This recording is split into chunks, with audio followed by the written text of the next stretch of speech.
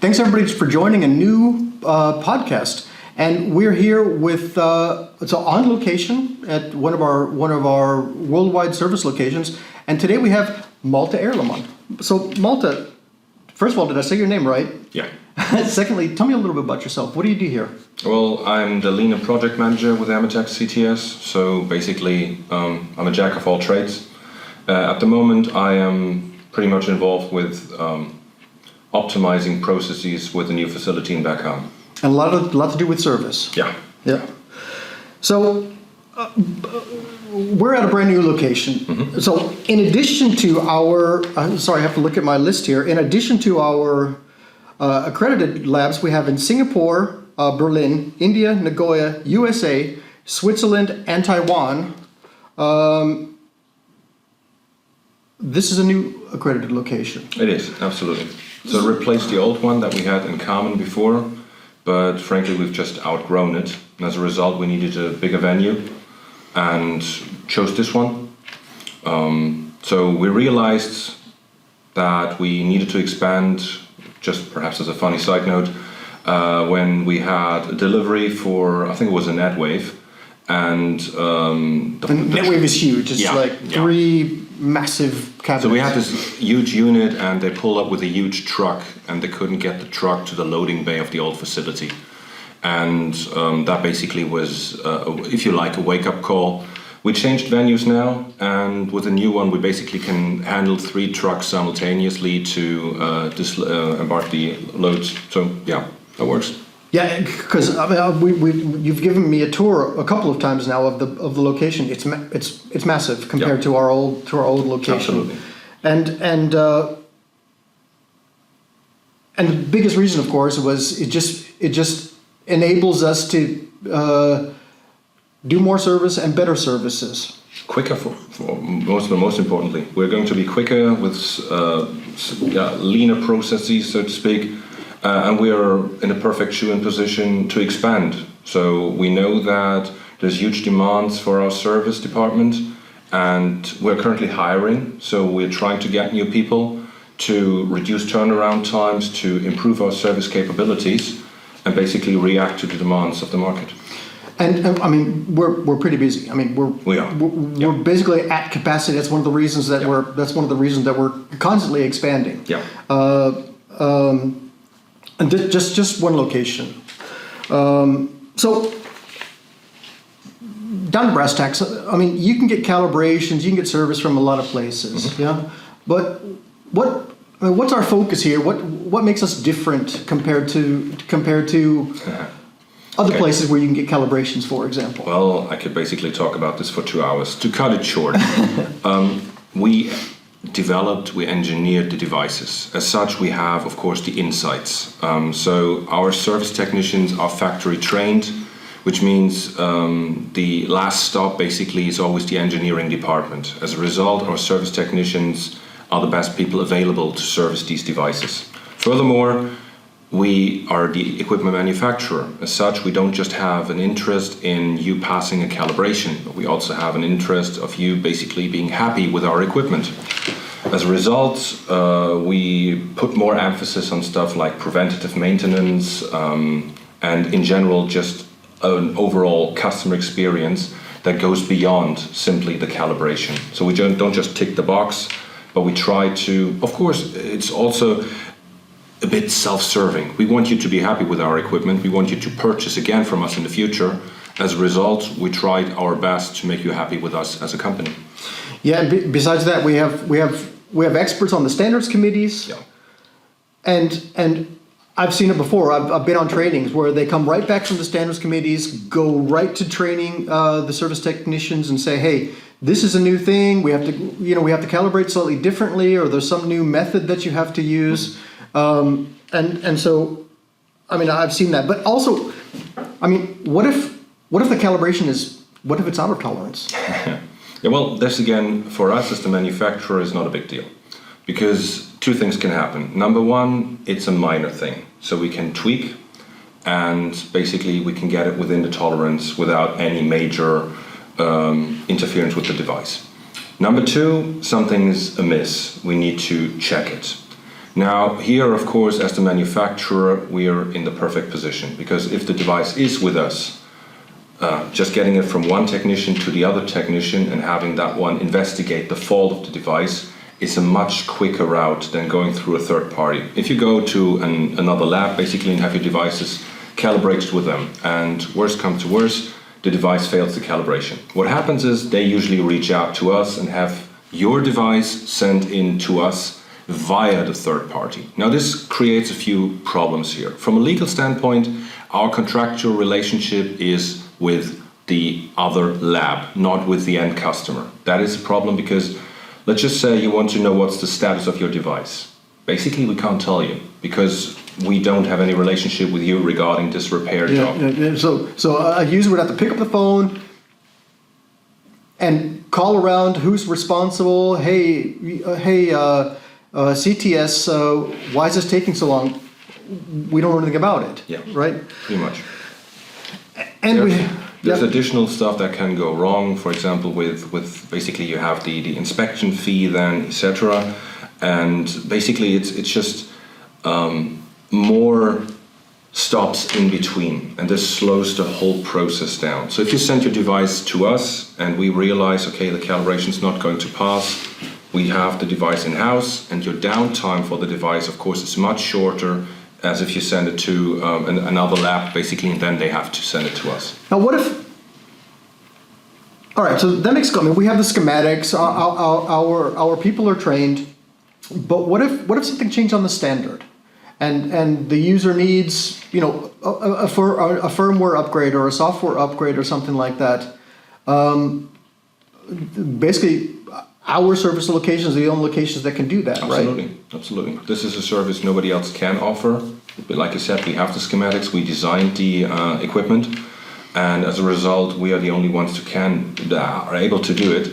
And basically, then devices end up with us anyway. But even if a calibration was good on paper, what if the standard had changed? Like we've had cases where the old spec was plus minus 10%. Now it's plus 10% minus 0. Yeah. Those kind of things are captured right inside of our, they're captured in our software. So we can update the system to be more compliant. Yeah, absolutely. Whereas a third-party lab would just say, well, plus minus 10% sounds good. But if it's 1% too low compared to a new specification, then it means that even though it passes the calibration, it's less compliant or it's not compliant. Absolutely. Without the user making special steps and increasing the voltage or whatever to meet that. Another point to what you just raised is we have customers that basically don't want to upgrade their equipment for whatever reason because they're running long-term tests and they don't want the latest search standard or whatever. We can also do it by the old standard. You just have to request it. So if you request a quote, you need to tell us in advance, we need this to be calibrated according to standard 2 perhaps of the search or whatever, burst norm, etc. And then we can do that, not a problem. We're of course going to show this in the certificate, but we have requests for that. So, I mean, that's... We'll come back to this, but it could be either an accredited or a traceable calibration. But how often do we get often requests for kind of special exceptions? What's often? I would say 1 in 20. 1 in 20, okay, 5% still.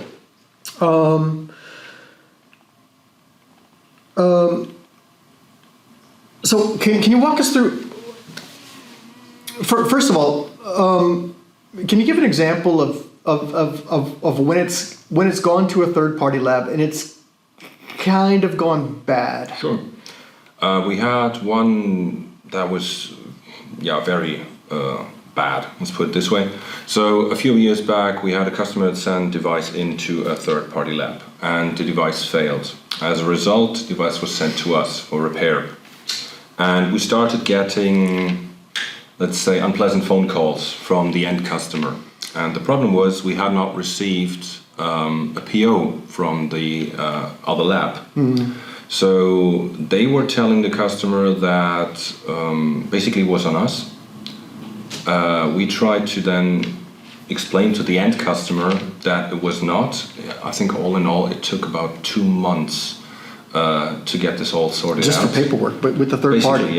Basically yes. So the repairs job itself was comparatively minor, so it was not something that we needed special parts to be ordered or anything. So this is something that we could have just done out of stock.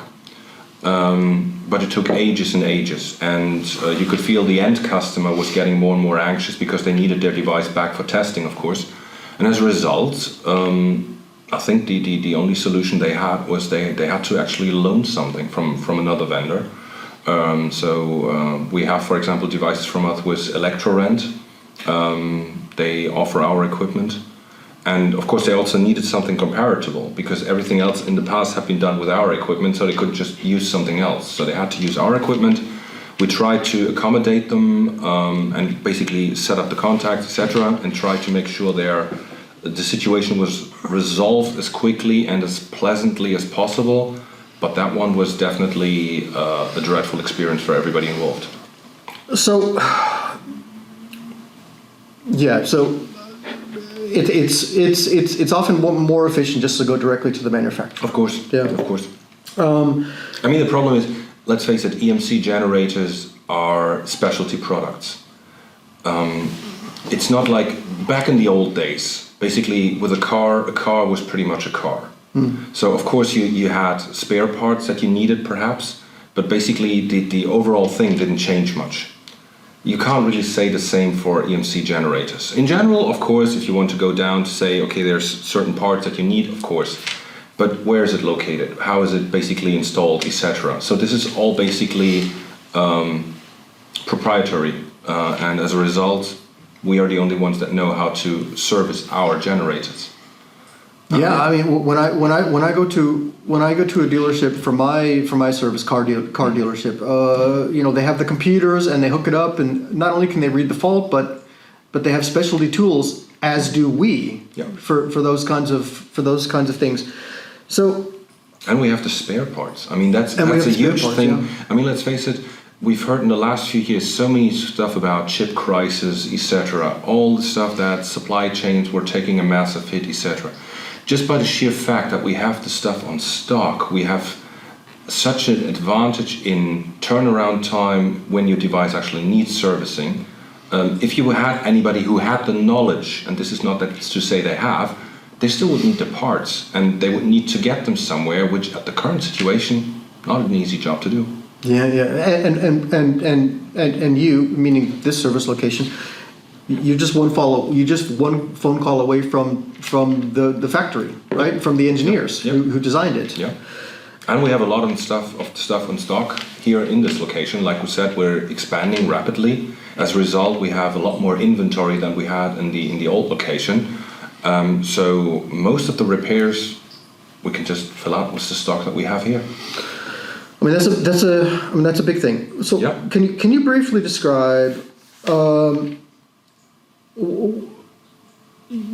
what's the RMA process? You have a device and you think maybe it needs to be worked on. You'd like to have some preventative maintenance, or maybe the calibration is due, or you've heard that there's a new standard out or something like that. Can you briefly describe, or God forbid, the generator's down for some reason. Can you briefly describe the RMA process? Sure. How's the contact go? So first of all, this is basically two subject matter experts talking. For all those unaware, RMA is return material. So basically, whatever reason you send it back to factory or one of the service hub, that's covered by the RMA process. Currently, the RMA process is undergoing a bit of an overhaul because we want to make it more customer friendly. We had the issue in the past. In the past, you send us, basically you send an email saying we have issues or we want to have a calibration, we need an upgrade, something like this.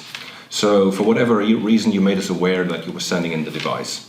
Then we would send you a quote for the service that you requested, be a calibration upgrade or whatever.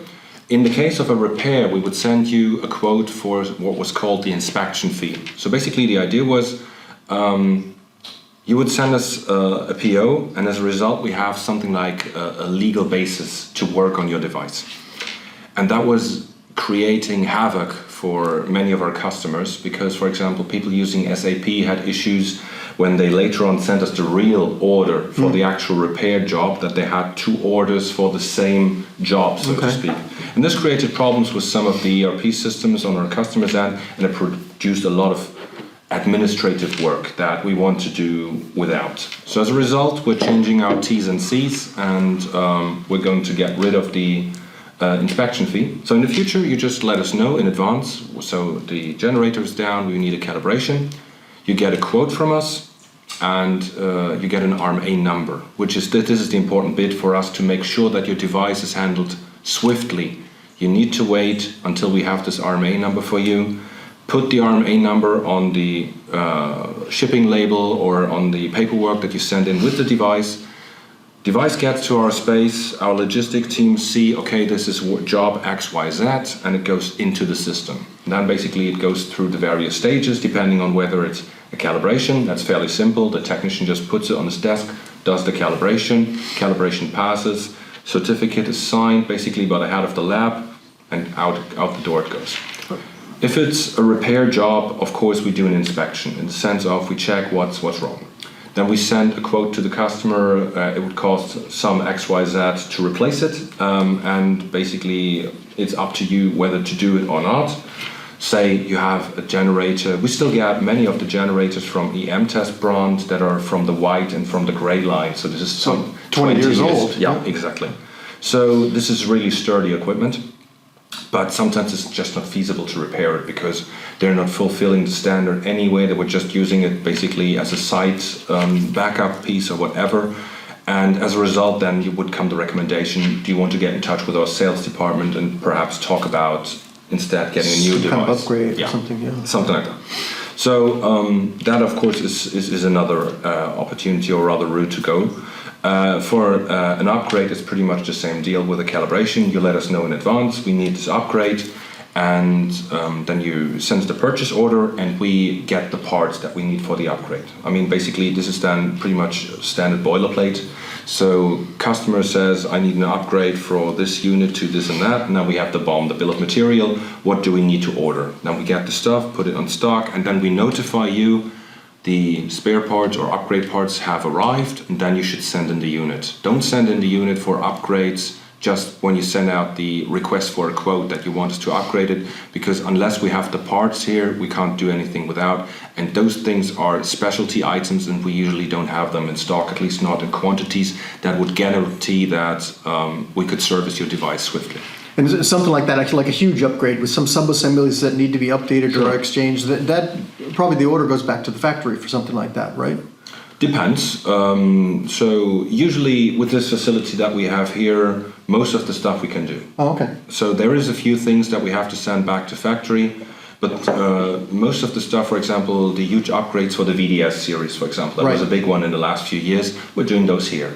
So that's something that we're doing here. We have our technicians who are subject matter experts, and that's not a big deal for us. Nice. So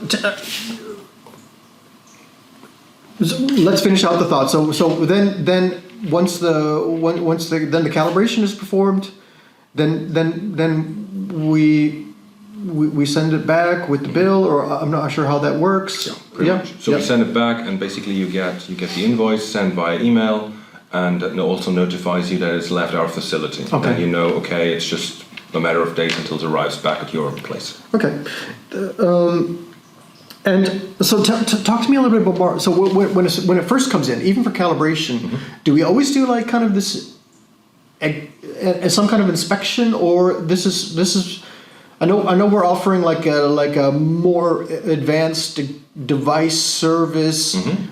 What's the difference between something comes in for a normal calibration, or they specifically request what is it called? Extended? Yeah, it's called the C service. C service. Yeah. So this is a very important point, so I would like you to pay attention to this one. Basically, you can compare it to bringing your car into the shop. Okay. So EMC generators overall are not a cheap piece of equipment. You want to maintain them. You want to make sure that you have a certain lifespan with the device.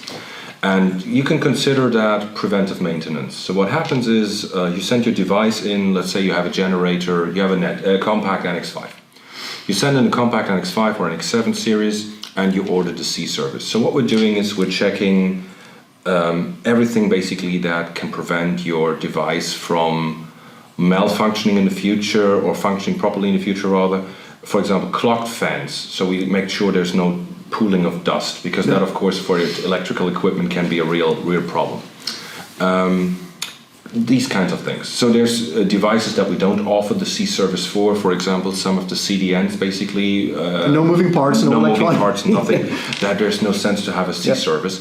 But for the generator, I mean, just consider this. And again, I would like to bring this example of your car. If you bring your car into the shop, you want to have basically you want to keep that investment alive. So you just say you want to have at least 10 years out of this product. So you need to actually do something. So consider this something like an insurance premium. So you basically pay a small amount of money instead of potentially down the line a much bigger sum of money to make sure that your device is safely. And I mean, it's just the value of the equipment. The value of the equipment is a huge part, of course. But for many of our customers, downtime is a much bigger problem. So having equipment that's not functioning at the moment they need it, because they have tests to run, they might even have customers, basically, so they're billing customers to work with the equipment for test labs, etc. I mean, that's basically a nightmare. So paying a small premium just to make sure your equipment is okay down the line, I think that's a smart thing to do. And like I said, personally with my car, and I think everybody else agrees, that's what we do with our expensive stuff as well. Yeah, sure. So this C service, that you have to request that, right? That's something you should request at the. So we're trying to push it a bit more in the sense that we want to make customers aware. So if it shows up in your quote and you did not request it, it's going to show up as optional. But we are very convinced of the value of that, which is why we're pushing it. Because it reduces so much for you, for us. Because let's face it, whenever equipment breaks, it's a worst case scenario for you and for us. Because for us as the manufacturer, of course, we're not happy when our equipment fails. As a result, we're always happy to take action beforehand. Mm-hmm. So this is something that eases your mind, it eases our mind. Basically, it's best for everyone.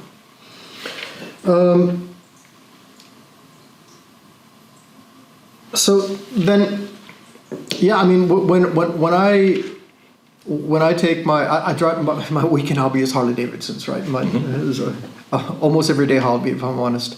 I know that I can take my motorcycle to anybody to have the oil changed, but there are times when I go to I always go to my local dealership because they'll say, and we've noticed there's a small change. We've rerouted your brake line because it could fray and leave you without brakes. Yeah. And I'm like, I'm glad I went to my dealership instead of just the guy down the street who also does oil changes.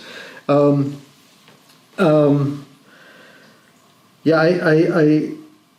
can see this. So we did recently. You did recently a survey asking users what you can explain it better, what they value, what they need. Yeah. So basically, we did a one-off customer service satisfaction survey. We sent out the request to answer the survey to every customer that had sent in equipment in the months of April and May last year for Germany. And this worked so well that we have now done this as a continual thing. So if you send your device in next time, you're likely going to get an email from us, or at least a link in the email with your invoice telling us to give us basically your feedback. Because we realized that we've been working a bit in a vacuum. So getting our customers' feedback is always something that we should strive for and that we are looking for much more now. Feedback from the customer was basically, we want to have more on-site capabilities. The equipment keeps getting bigger and bigger. We talked about the NetWave early on that came in with a huge truck.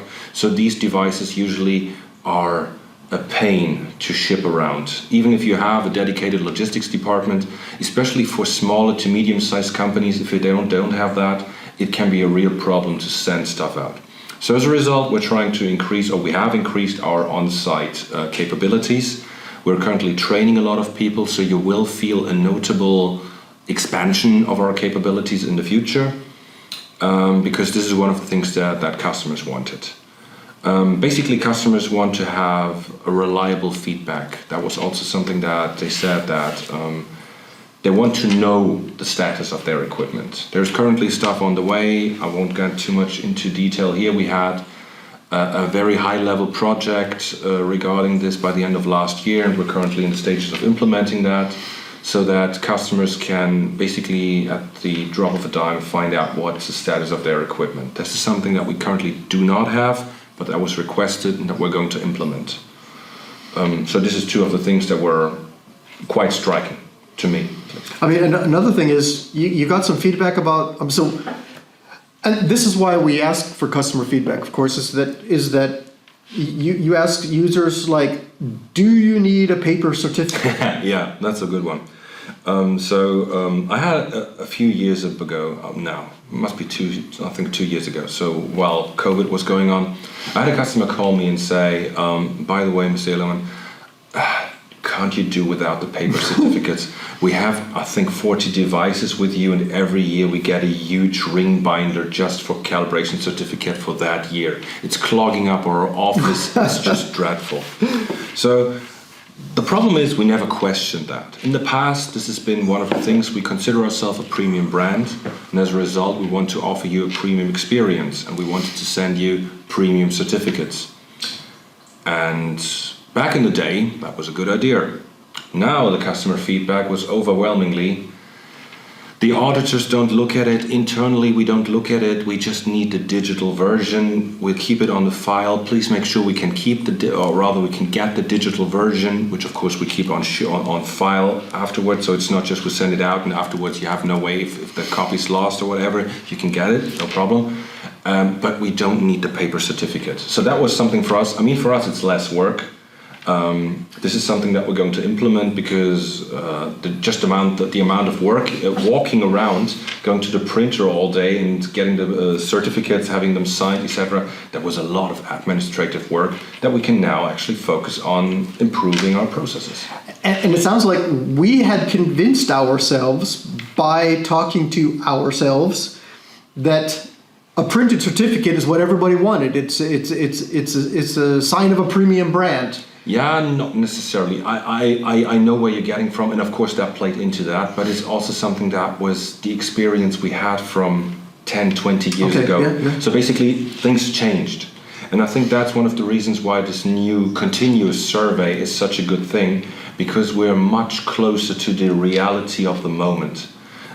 The problem always is that feedback from the market always has a time delay. Sure. So, for example, say you want on-site calibration. Reacting to that takes time. If you want to expand your capabilities, you need to onboard new people, you need to train them, that's going to take time.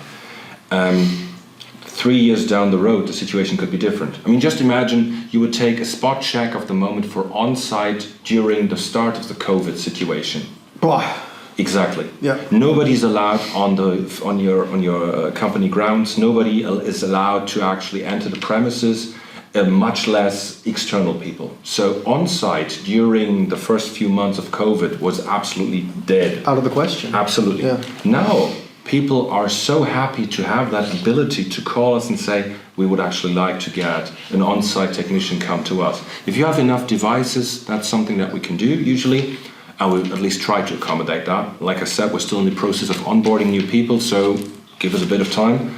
But that being said, we're trying to make it work, and people are very, very happy with that ability because, like I said, sending out 250 to 500 kilogram units, it's a pain. Mm-hmm. Even if you're a company that's a major player and they have a dedicated logistics department with, proper haulage, etc. That's still a lot of work.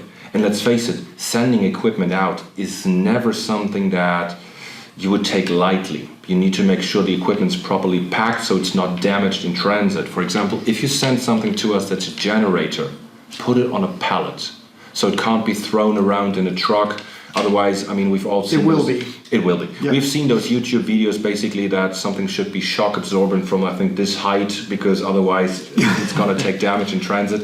So if you have something that's not in a carrying case, for example, our ESD guns, they're a bit more.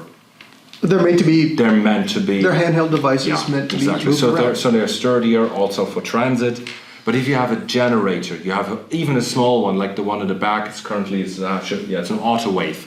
So even if you have an autowave, it's tempting to just send it via parcel service. It's not a good idea. Pay the extra premium, the fee for the haulage. I know it's more money. I get that, but consider it as an insurance premium. Because otherwise, what's going to happen is we're going to notify you that your device was damaged in transit. You have to take it up with the insurance, etc. It's a drag and a half, and it's totally unnecessary. So I want to come back around to the survey again. So who gets the survey? It's some kind of online thing, or how does it work exactly? And Basically, you just get a link, and the link is in the local language as much as that's possible. So we have these in Chinese, we have it in Japanese, Indian, American, or other English.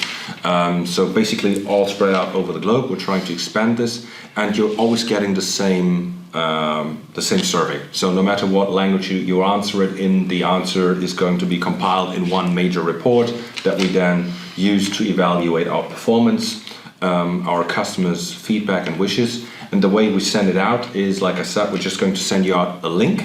The link you get either with your invoice usually, and that gives you the ability to give us feedback on our performance. And be blunt, there is a section, this is perhaps something I should note, it's completely anonymous unless you answer the final 2 questions. So basically you have the survey and it says the usual stuff, for example, please rate your level of satisfaction with turnaround times, overall availability, stuff like that. And then the final one basically says, do you want us to get in touch with you to talk about this more in depth? And if you click yes, it pops up a new field and there you can type in your contact information so that we can reach out to you. So if you have a grievance with us, please let us know. It usually ends up on my desk or one of my colleagues, and we'll be in touch. So I guess in summary, you're going to get after you have a survey done with after you have a service or repair or calibration done with us, you're going to get a survey. We really request, please take a few minutes to fill it out and let us know how we're doing. A few minutes is a stretch. So I think at the moment it's at 10 to 12 questions, and these are multiple choice. So you just click. So you're done in under 2 minutes. Unless you want to write a new great American novel at the bottom and tell us what your personal grievance is. If you just go with the boilerplate and give us a few bullet points, you're done in 2 minutes. We wanted to make sure it's as little imposition on your time while still giving us actionable information that we can use to improve our quality as a service provider for you. Yeah, so meanwhile, it's a large organization. Our service organization is pretty large. It's a major part of all of our process, our business, and we want you to be happy with our services. Besides spending man years of training, experts on the standards committee, giving instant feedback, making sure that your device is really at the peak of as compliant as it can be. We very much appreciate your feedback. Please take a minute to fill out that survey. And Malte, that's all I have. Do you have any words of wisdom or? Thanks for having me. Yeah, Malte, thanks very much for taking the time. Arranging this location where we could do an on-site podcast, and I would thank our listeners very much for tuning in, and see you next time. Have a good day, everyone.